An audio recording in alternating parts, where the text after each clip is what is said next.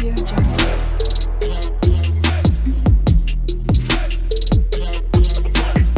Audio Jungle. নমস্কার, আমি শম্পা। আজও চলে এসেছি একটি ভূতের গল্প নিয়ে। গল্পটির নাম নিশি কোবরেজ, শীর্ষেন্দু মুখোপাধ্যায়ের লেখা। হারানো একটা পুঁথিতে নিশি কোবরেজ একটা ভারী জব্বর নিধান পেয়েছেন।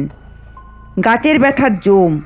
তবে মুশকিল হলো পাচনটা তৈরি করতে যে 5টা জিনিস লাগে তার 4টে জোগাড় করা যায়, কিন্তু 5 নম্বরটা গোলমেলে। 5 নম্বর জিনিসটা হচ্ছে 8-6টা ভূত। নিশি কোবরেজ রাতে খাওয়ার পর দাওয়ায় দাঁড়িয়ে আচমন করছিলেন। ঘুটঘুটি অন্ধকার রাত্রি, চারিদিক নিঝুম। শীতকালের কুয়াশা আর ঠান্ডাও জেঁকে পড়েছে। আঁচাতে আঁচাতে নিশি কোবরেজ পাচনটার কথা ভাবছিলেন। রাজবল্লভবাবু বিরাট বড়লোক, কিন্তু গাঁটের ব্যথায় শয্যাশায়ী। ব্যথাটা আরাম করতে পারলে রাজবল্লভবাবু 1000 টাকা অবধি দিতে রাজি বলে নিজে মুখে কবুল করেছেন। কিন্তু ভূতটা এসব মাটি করলে। 800টা ভূত এখন পান কোথায়? হঠাৎ নিশি কোবরেজের মনে হলো উঠোনের ওপাশে হাঁসের ঘরের পাশে কে যেন দাঁড়িয়ে আছে। কে রে? ওখানে কে? কেউ জবাব দিল না। নিশি কোবরেজ জলের ঘটিটা ঘরে রেখে হ্যারিকেন আর লাঠি গাছাটা তুলে নিয়ে বেরিয়ে এলেন। দিনকাল ভালো নয়, চোর ছাচরের দারুণ উপদ্রব। ঘরে কিছু কাঁচা টাকাও আছে, সোনাদানাও মন্দ নেই। বাঁ হাতে হ্যারিকেনটা তুলে ডান হাতে লাঠিটা নাচাতে নাচাতে কয়েক পা এগোতেই উঠোনের ওপাশ থেকে একটু গলা খাঁকানির বিনয়ী শব্দ হলো। জোরে তো আর গলা খাঁকানি দেওয়ার কথা নয়। কে রে? ওখানে কে? ওপাশ থেকে খোনাস্বরে জবাব এলো, আগে আমি হলাম কি রামহরি, না না থুরি থুরি, আমি আমি হলাম ধনঞ্জয়। নিশি কোবরেজ আলোটা ভালো করে তুলে ধরে লোকটাকে দেখবার চেষ্টা করে বললেন, রামহরি বা ধনঞ্জয় বলে এই গ্রামে কেউ আছে বলে আমার তো মনে হয় না। রামহরি আর ধনঞ্জয় নামে এই গ্রামে আবার কে আছে? কোথা থেকে আসা হচ্ছে শুনি? আর দরকারটাই বা কি? রোগী দেখতে হলে রাতে বিশেষ সুবিধা হবে না, বলে রাখছি শোনো। যদি রোগী দেখাতেই হয় তাহলে দিনের বেলা এসো। কে যেন বলে উঠল। আগে ও সব কিছু নয়। নিশি কোবরেজ লোকটাকে ঠিক ঠাউর করতে পারছেন না। তার চোখে জোর কিছু কম নয়, হ্যারিকেনও কালি পড়েনি। তবু ভালো মতো লোকটাকে দেখতে পাচ্ছেন না, শুধু বুঝতে পাচ্ছেন হাঁসের ঘরের পাশে খুব কালো একটা লম্বাপানা ছায়া ছায়া কি যেন। নিশি কোবরেজ মনে মনে ভাবলেন, এ চোখের বোধহয় 12টা বাজলো এতদিনে।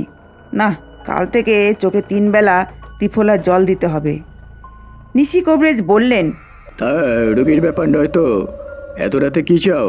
চোট্টন নও তো বাবু? আগে না, চোর ডাকাত হওয়ার তো উপায় নেই না কোনো কিছু, তাই একটা সমস্যা নিয়ে এসেছিলাম আপনার কাছে। তাই সমস্যাটা কি? আগে বলে দিতে হবে যে আমি কে, আমি রামহরি না ধনঞ্জয়।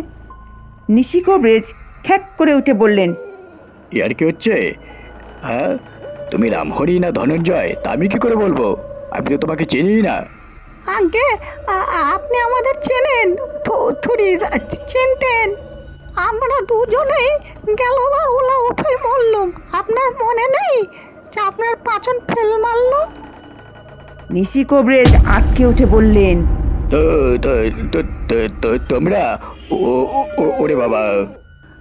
আগে ভয় পাবেন না, আমরা ভারী দুর্বল জিনিস। নিশি কোবরেজ কাঁপতে কাঁপতে বললেন, পাচনের কোনো দোষ নেই, বা সবই কপালের ব্যাপার, আমাকে তোমরা মাফ করো বাবা।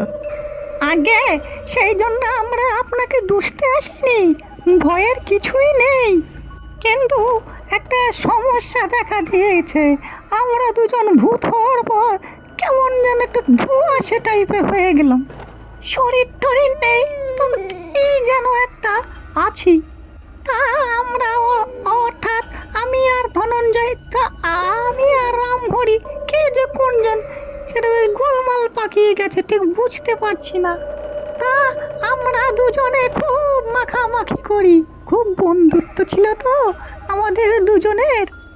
আর এই মাখামাখি করতে গিয়ে দুজন গুলিয়ে গেছে, কে যে কার মধ্যে ঢুকে গেছে তাই বুঝতে পারছি না কে রামহরি আর কে ধনঞ্জয়।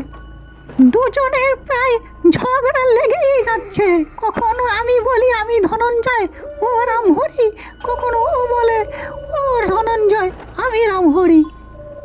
নিশি কবরেজ এই শীতেও ঘামছিলেন। হাতের হ্যারিকেনটা আর লাঠি দুই ঠকঠক করে কাঁপছে, পেটের ভেতরে গুড়গুড় করছে, মাথা ঘুরছে। কিন্তু হঠাৎ তার মনে পড়ে গেল গাঁটের ব্যথার পাচনটার জন্য ৮-৬টা ভূত লাগবে। নিশি কবরেজ একগাল হাসলেন। তার হাত পায়ের কাঁপুনিও বন্ধ হলো। গলা খেকারি দিয়ে বললেন, এই আর বেশি কি কথা? তা তোমার এখন যা বেগুন পোড়ার মতো চেহারা হয়েছে তাতে তো সত্যিই চেনা খুব দুষ্কর। একটু ধৈর্যের দরকার। একটা পাঁচরের মধ্যে তোমাকে মিনিট 10 সিদ্ধ করে নেব, তাতেই তোমার আসল চেহারা বেরিয়ে আসবে। বটে। বলে কালো জিনিসটা এগিয়ে এলো। নিশি কবরেজ আর দেরি করলেন না। নিশুতি রাতেই পাচনটা উনুনে বসিয়ে কোমর বেঁধে লেগে গেলেন। ভূতটা সেদ্ধ হতে হতে মাঝে মাঝে মাথা তুলে বলে, হলো আর কতক্ষণ? নিশি কবরেজ অমনি কাঠের হাতাটা দিয়ে সেটাকে ঠেসে দিতে দিতে বলে, হচ্ছে হচ্ছে, তাড়াহুড়ো করো না। তাড়াহুড়ো করলে কি হয়? তোমার তো আর গায়ে ফুসকা পড়ছে না হে। পাচনটা ভোর রাতেই তৈরি হয়ে গেল। আর আশ্চর্যের বিষয়, ভূতের ঝুলকালো রংটাও একটু ফ্যাকাশে মারল। নিশি কবরেজ খুব ভালো করে জিনিসটাকে নিরীক্ষণ করে বললেন, আরে তুমি তো রামহরি। ভূতটা একথায় ভারী খুশি হয়ে বলল, আগে বাঁচালেন, খুব দুশ্চিন্তা ছিল আমার। ধনঞ্জয়ের কাছে রামহরি 100 টাকা পেত কিনা, প্রণাম হই। বলে ভূতটা হাওয়ায় মিশে গেল। নিশি কবরেজ পাচনটা বোতলে পুরে নিশ্চিন্ত মনে তামাক খেতে বসলেন। বড্ড ধকল গেছে। নমস্কার। গল্প পাতে ভুল ত্রুটি হলে ক্ষমা করবেন, আর ভালো লাগলে লাইক, কমেন্ট, শেয়ার করবেন এবং আরও নতুন